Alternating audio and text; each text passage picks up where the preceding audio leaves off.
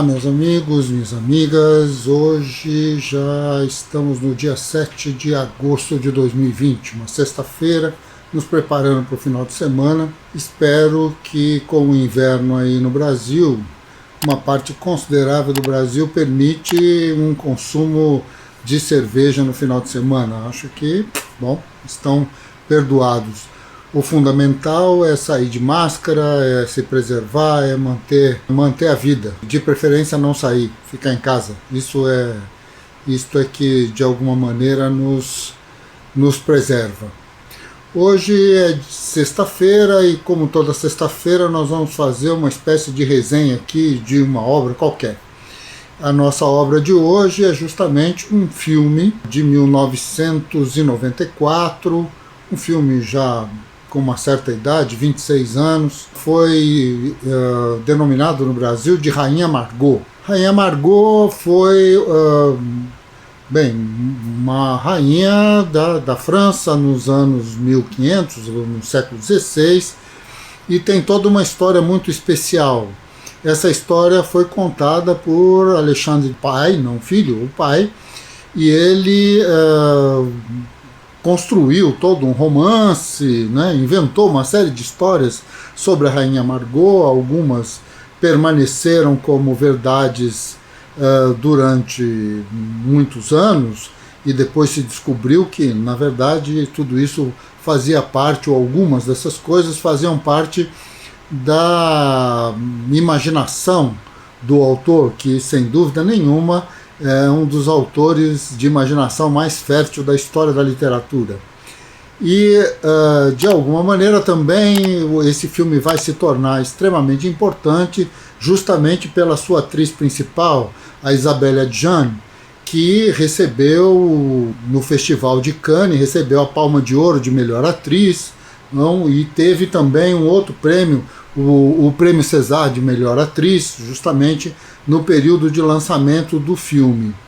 E assim, ela realmente está maravilhosa nesse filme, ela domina, né, esse papel de Rainha Margot, algo a ser observado à parte. De qualquer maneira, acho que valeria a pena mais ou menos contar a história, para depois eu contar o contexto do porquê que este filme está aqui nessa resenha de hoje. O que acontece é que a família Valois, que é a família real, Margarida de Valois é filha de Catarina de Médicis, e essa figura precisava de alguma maneira estabelecer algum caminho para o casamento da filha, e faz uma espécie de acordo que demora muito tempo para ser realizado, mas um acordo então onde este casamento seria um casamento politicamente interessante, né, para a França, ou pelo menos do ponto de vista de Catarina de Médicis, e que então este casamento acabaria juntando numa aliança católicos e protestantes, os huguenotes, que nessa época eram muito perseguidos, não? Pelos católicos. O Papa não aceita o casamento, é um acordo bastante complicado. O casamento é feito apesar e para além da própria autorização do Papa. Tudo isso vai virando uma confusão brutal, e o casamento, então, muitos huguenotes, muitos protestantes vão a Paris para presenciar o casamento. Neste casamento, a rainha, a que viria a ser rainha, né, na época princesa, a Marguerite, não, a Margarida de Valois, ela entra sozinha na Catedral de Notre-Dame, porque ele era protestante, ele não aceita isso, e vai então uma outra pessoa representando o próprio consorte, não, o noivo, o futuro marido. De qualquer maneira, tudo isso é uma confusão muito grande. Alguns dias depois, aproveitando então essa condição, ou esta situação da presença de uma grande quantidade de protestantes na cidade de Paris, os católicos organizados pela Catarina de Médicis, eles saem às ruas para uma verdadeira chacina. Como era a noite, como era o dia de São Bartolomeu, esta noite, onde mais de 20 mil pessoas foram assassinadas, ela ficou conhecida como a Noite de São Bartolomeu. E então inicia-se um processo bastante complicado, em que, bom, o casamento se tenta, não, a assassinar o marido de Margot.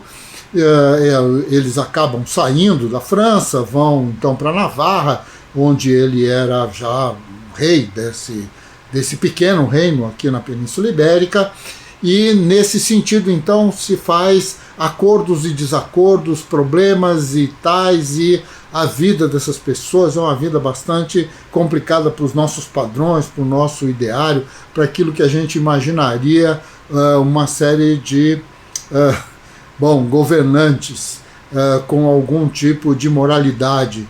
Mas, se existe pessoas que a gente poderia indicar com muita dificuldade de se apropriar de grandes moralidades, algumas delas, sem dúvida nenhuma, são governantes. No caso brasileiro, isso é mais do que evidente. Mas não estamos aqui para discutir o governo do Brasil, estamos aqui para discutir, a Rainha Margot. E este filme, então, ele tem um sentido que é um verdadeiro exercício paisagístico, geográfico, que me parece extremamente interessante e que só por isso já mereceria ser visto. Merece ser visto porque é um filme maravilhoso, um filme lindíssimo, muito bem dirigido, um filme que, daqueles que a gente assiste e não esquece, tanto que 20 e tantos anos depois estou eu aqui falando dele, e eu assisti quando ele foi lançado no Brasil. Então, o que é que me chamou a atenção e que eu gostaria então de pedir a vocês que quando vissem esse filme ou vissem pela segunda vez, terceira, sei lá, prestassem atenção nisso. O fato de que o diretor trabalhou com dois planos muito explícitos.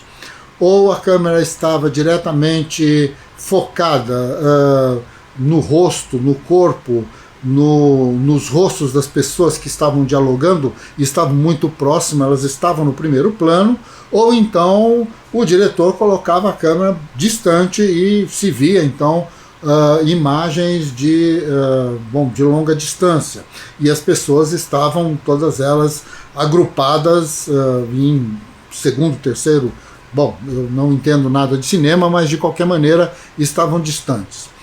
Esta relação entre o próximo e o distante, essas duas escalas, estabeleceu para o filme a possibilidade de quase que uma análise da personalidade, da situação, das formas de vida que estavam associadas a essas famílias nobres do século XVI, seja na França, seja fora da França, seja em Navarra, seja onde seja.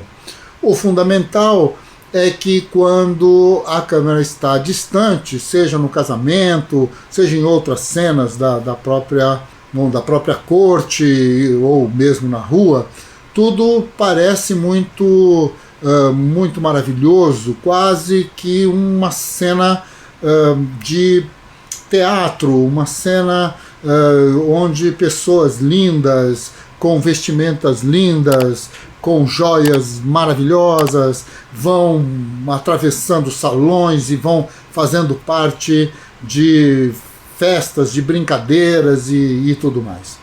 Mas quando a câmera se aproxima das pessoas, o que nós percebemos é que as roupas dessas pessoas estão sujas. O rosto dessas pessoas, o corpo dessas pessoas são muito sujos. Essas pessoas, elas são, digamos assim, quando vistas de perto, elas expressam uma relação com o mundo que não é a relação que nós podemos observar quando as observamos de longe. Este jogo de escalas, esse jogo de câmeras, é uma verdadeira, me parece, uma crítica extremamente interessante aos formatos e às relações de poder que de alguma maneira se escondem por trás dos sorrisos daquelas pessoas, por trás da festa de casamento, e que vai então se expressar e se materializar com cavaleiros com as suas espadas, cortando e matando as pessoas pelas ruas, simplesmente porque elas eram protestantes. É interessante aí o papel da rainha Margot quando tenta proteger aquele marido que ela simplesmente não queria se casar com ele e que acaba aceitando esse casamento de uma forma pressionada pelos irmãos, pressionada pelo rei, pressionada pela mãe, que na verdade era quem governava, e assim por diante. Então, o que me chamaria atenção e que eu acho que valeria a pena ver este filme é justamente este jogo escalar, esta noção entre o próximo e o distante, entre aquilo que está à nossa vista, os detalhes de um fenômeno, e aquilo que está distante, e a maneira que o diretor trabalha isso no sentido de mostrar uma história jogando com essas escalas. Na verdade, me parece que a história se mostra, ela se torna evidente na pobreza dessas pessoas, na violência dessas pessoas e na beleza dessas pessoas, ou de algumas delas, justamente neste jogo, onde estar perto e estar longe define de alguma maneira o andamento deste processo como um todo. A própria trama, não me parece que este tenha sido uma perspectiva, mesmo que Alexandre Dumas tenha nos mostrado também essas questões internas da corte e a maneira como estas relações eram extremamente complicadas e carregadas de maldizeres, de esconde-escondes, de problemas de ordem ética em todos os sentidos, não? E que isto está no romance de Alexandre Dumas pai e está também no filme, mas a forma como o filme conta não é evidentemente a mesma forma de um texto, uma forma completamente diferente, maravilhosamente bem escolhida e maravilhosamente bem dirigida, com atores extremamente competentes e que vale a pena então ser visto. É uma história com alguma fantasia da França do século XVII e que, sem dúvida, vai chamar a atenção de todos nós. Um abraço a vocês, um bom final de semana. Segunda-feira voltamos para discutir mais sobre essa coisa de espaço, esta confusão toda, porque a gente vai avançar nessa direção. Até mais, cuidem-se, fiquem em casa, preservem-se.